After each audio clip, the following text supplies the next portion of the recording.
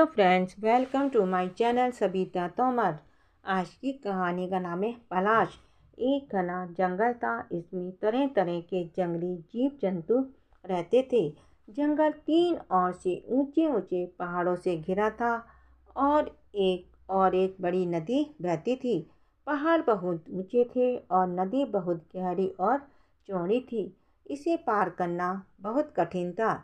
इसलिए बाहर का कोई व्यक्ति जंगल के भीतर नहीं पहुंच पाता था। इस जंगल में एक वृद्ध साधु रहता था। वृद्ध साधु के बहुत से शिष्य थे। वृद्ध साधु ने तो जंगल के बाहर की दुनिया देखी थी, लेकिन साधु के शिष्य बाहर की दुनिया से पूरी तरह अनजान थे। वे कभी जंगल के बाहर गए ही नहीं थे, अतः बाहर की दुनिया के बारे में कुछ नहीं जानते थे। वृद्ध साधु ने भी उन्हें बाहर की दुनिया के बारे में कुछ नहीं बताया था। उसने अपने शिष्यों को स्वर्ग के देवी देवताओं के बारे में अवश्य थोड़ा बहुत बताया था। वृद्ध साधु और उसके शिष्यों का अधिकांश समय पूजा पाठ और जप तप में व्यतीत होता था। वे प्रातःकाल उठ जाते, नदी किनारे स्नान करते और पूजा पाठ के कामों में लग जाते। भूख लगने पर वे जंगल के फल फूल खाते और नींद आने पर अपनी अपनी कुटियों में जाकर सो जाते। वृद्ध साधु और उसके शिष्यों का यही जीवन था। इसके अलावा उन्हें और कुछ नहीं आता था। घने जंगल के भीतर उत्तर की ओर एक सुंदर तालाब था। इस तालाब की जानकारी केवल वृद्ध साधु को थी। उसके शिष्यों को तालाब की कोई जानकारी नहीं थी। वृद्ध साधु ने उन्हें तालाब के बारे में कुछ नहीं बताया था। इतना ही नहीं, वृद्ध साधु ने अपने शिष्यों को उत्तर की ओर ना जाने के लिए कठोरता से मना कर दिया था। सभी शिष्य वृद्ध साधु का बड़ा सम्मान करते थे और मन ही मन उससे डरते भी थे। अतः कभी किसी शिष्य ने तालाब की ओर जाने की हिम्मत भी नहीं की। घने जंगल के उत्तर की ओर का तालाब कोई साधारण तालाब नहीं था। ये परीलोक की राजकुमारी सोनापरी का तालाब था। सोनापरी हमेशा पूनम को प्रातःकाल अपनी सखियों के साथ आती थी और दिन भर जल क्रीड़ा करती थी। ये जल क्रीड़ा शाम तक चलती रहती थी।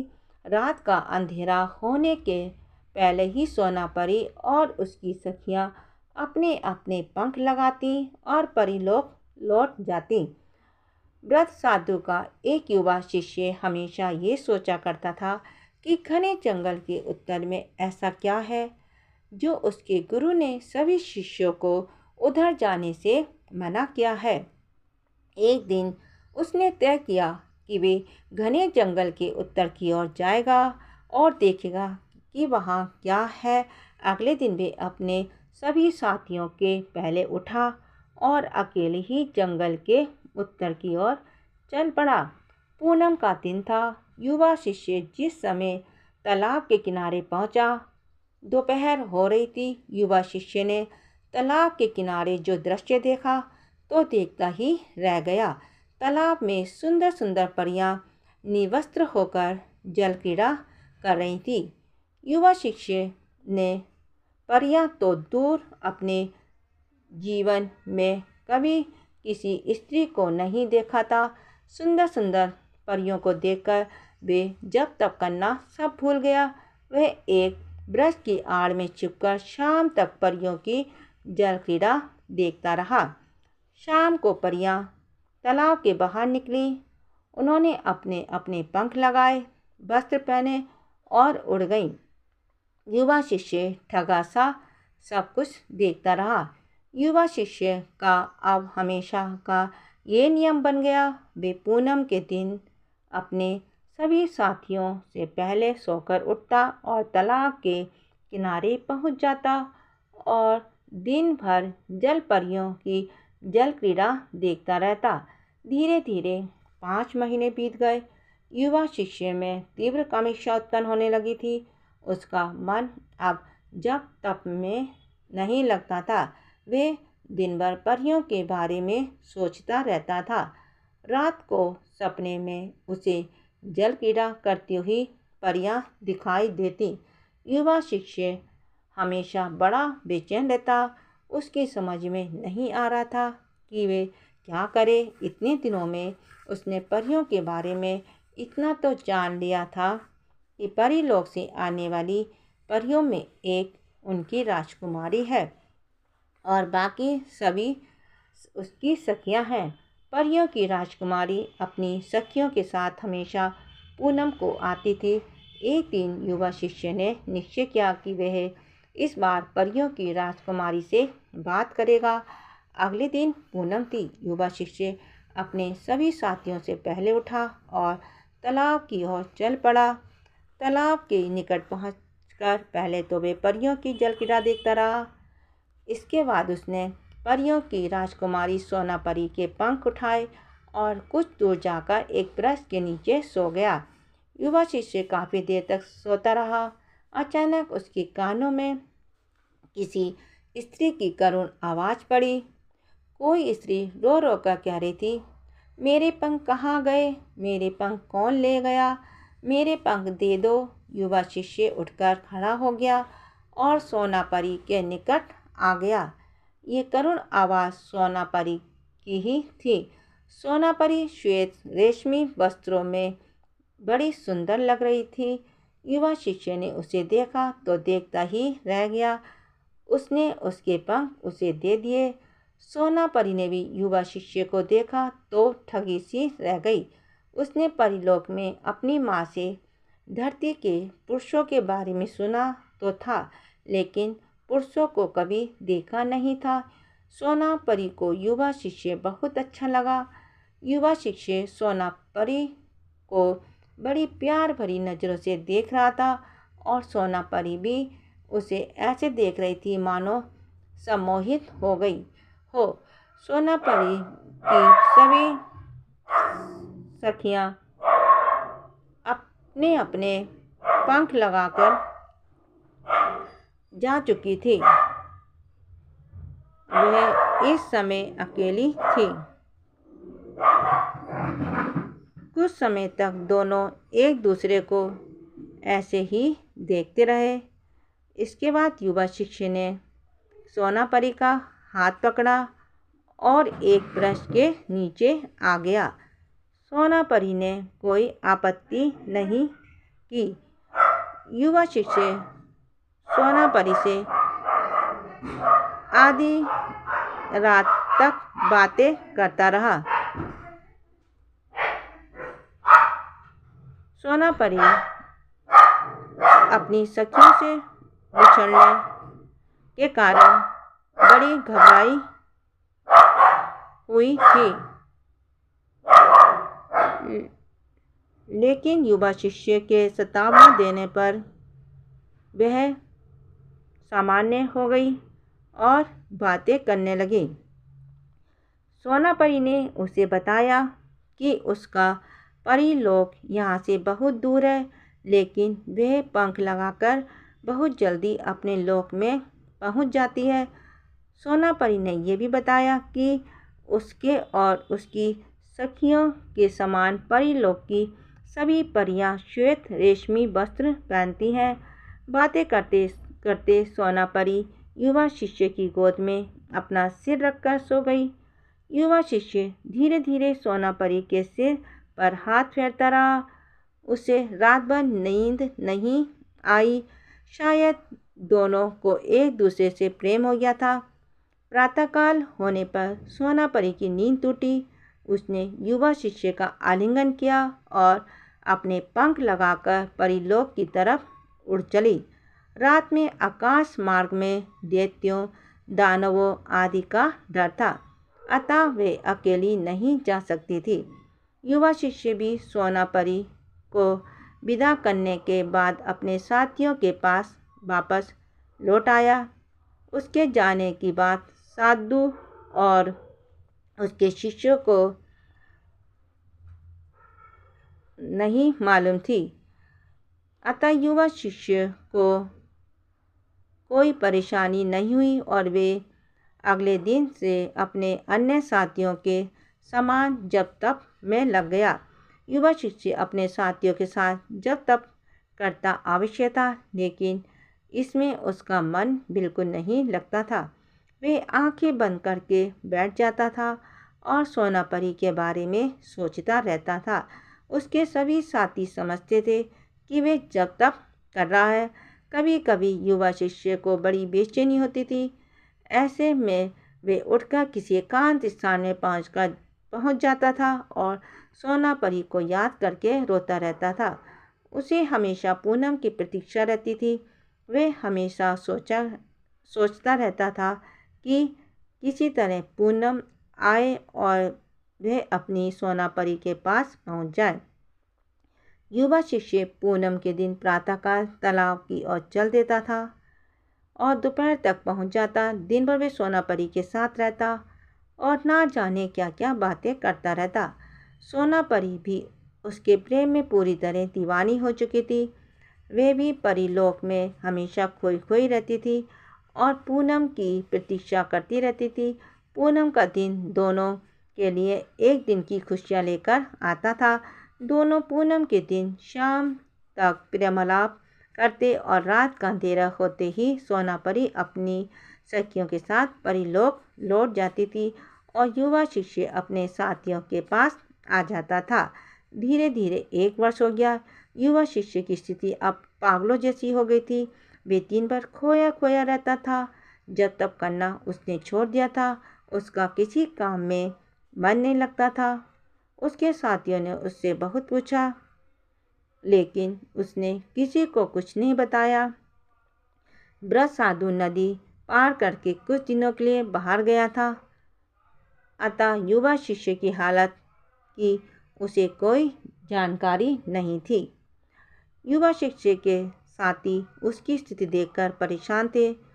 उन्हें बस इतना मालूम था कि युवा शिष्य पूनम के दिन कहीं जाता है। रात में लौटने पर वे खुश रहता है और फिर 2-4 दिन बाद उसकी स्थिति पहले जैसी हो जाती है। युवा शिष्य के सभी साथियों ने मिलजुल कर इस बारे में विचार विमर्श किया और अंत में यह निर्णय लिया कि वे अगली पूनम को युवा शिष्य का चुपचाप पीछा करेंगे और सारी बातें जानने का प्रयास करेंगे। उन्होंने ऐसा ही किया। अगली पूनम को हमेशा की तरह युवा शिष्य कुछ जल्दी उठा और तैयार होकर तालाब की ओर चल पड़ा। उसके साथी पहले से ही तैयार थे। वे कुछ दूरी पर रहकर उसका पीछा करने लगे। दोपहर होने तक सभी लोग तालाब तक आ पहुँचे। युवा शिष्य के साथियों ने तालाब में जो दृश्य देखा तो देखते ही रह गए। निवस्त परियां तालाब में जल क्रीड़ा कर रही थीं। वे अपनी एक सखी के साथ छेड़छाड़ भी कर रही थीं। ये परी सबसे सुंदर थी। शायद ये उनकी राजकुमारी थी। युवा शिष्य को देखते ही परियों की राजकुमारी सोनापरी तालाब के बाहर निकली। उसने अपने कपड़े पहने और अपने प्रेमी के पास आ गई। युवा शिष्य के साथी सब देख रहे थे। अचानक उन सभी के मन में ना जाने क्या आया कि सभी ने आगे बढ़कर तालाब में जल क्रीड़ा कर रही परियों के पंख उठा लिए। परियों ने अजनबी लोगों को देखा तो पहले घबराई, फिर शीघ्र सामान्य हो गई। वे तालाब के बाहर निकली और अपने अपने कपड़े पहनकर युवा शिष्य के साथियों के पास आ गई और उनसे अपने पंख मांगने लगी। युवा शिष्य के साथियों ने सभी परियों के पंख लौटा दिए। युवा शिष्य के जितने साथी थे उतनी ही परियां थीं। ये देखकर सभी को आश्चर्य हो रहा था। परियों ने भी पंख मिलने के बाद उन्हें लगाया नहीं, बल्कि युवा शिष्य के साथियों से मुस्कुराकर बातें करने लगी। थोड़ी ही देर में एक एक परी ने एक एक साथी को चुन लिया और उनके जोड़े बन गए। सोना परी और युवा शिष्य ने उन्हें देखा तो मुस्कुरा दिए। धीरे धीरे शाम हो गई। परियों ने एक बार आसमान की ओर देखा। आज उनका मन परीलोक लौटने का नहीं हो रहा था, लेकिन अंधेरा होने के पहले परीलोक लौटना अवश्य था। अतः सबने अपने अपने पंख लगाए और अपने अपने प्रियों से विदा लेकर परीलोक की ओर उड़ चली।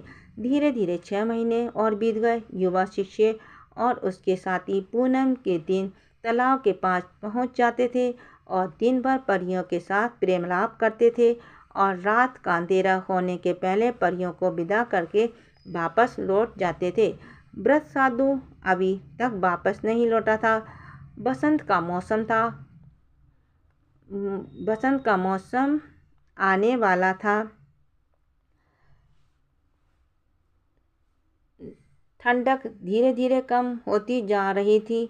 एक दिन युवा शिष्य सोना परी का सिर अपनी गोद में रखे उससे मीठी मीठी बातें कर रहा था।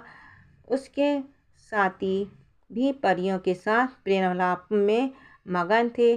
शाम होने को थी। सोना परी और उसके साथ की परियों के लौटने का समय होने वाला था। अचानक व्रत साधु प्रकट हुआ। वे बड़े क्रोध में था। सोना परी और उसके साथ की परियों ने क्रोधित साधु को देखा तो शाप के भय से अपने पंख लगाए और परीलोक की ओर उड़ चली। क्रोधित व्रत साधु ने परियों को तो कुछ नहीं कहा, लेकिन अपने सभी शिष्यों और उसने असुंदर वृक्ष होने का श्राप दे दिया। युवा शिष्य और उसके साथी शीघ्र असुंदर पलाश के वृक्षों में बदल गए और कुछ ही पलों में तालाब के चारों ओर पलाश के वृक्षों का एक जंगल सा दिखाई देने लगा। अगली पूनम को जब सोना परी अपनी सखियों के साथ आई तो उसे युवा शिष्य और उसके साथियों की ये स्थिति देखकर बड़ा दुख हुआ। सोना परी युवा शिष्य को हृदय से प्यार करने लगी थी। वे बड़ी देर तक वृक्ष का अपना सिर पटककर रोती रही। इससे उसका सिर फट गया और पलाश का पेड़ खून से तर हो गया। सोना परी के समान उसके साथ की परियां भी पेड़ बने अपने अपने प्रेमियों पर सिर पटक कर रो रही थी। उनके भी सर फट गए और खून बहने लगा। सोना परी और उसके साथ की परियां शाम तक रोती बिलखती रही और फिर अपने अपने पंख लगाकर भारी मन से परीलोक चली गई। कहते हैं कि सोना परी और उसके साथ की परियों का खून पलाश के वृक्ष पर जहाँ जहाँ गिरा वहाँ पलाश के फूल खिल उठे। आज भी बसंत के आगमन के समय सोना परी और उसके साथ की परियां धरती पर आती हैं। वे टेढ़े मेढ़े पलाश के पेड़ों पर अपना सिर पटक पटक कर रोती हैं और अपना सिर लूलुहान कर लेती हैं। सोना परी और उसके साथ की परियों के जाने के बाद उन सभी का खून फूलों में बदल जाता है और पलाश का पेड़ सुंदर लाल फूलों में से लग जाता है। प्लीज़ मेरी कहानी को लाइक कीजिए, शेयर कीजिए, सब्सक्राइब कीजिए, कमेंट कीजिए। Thank you.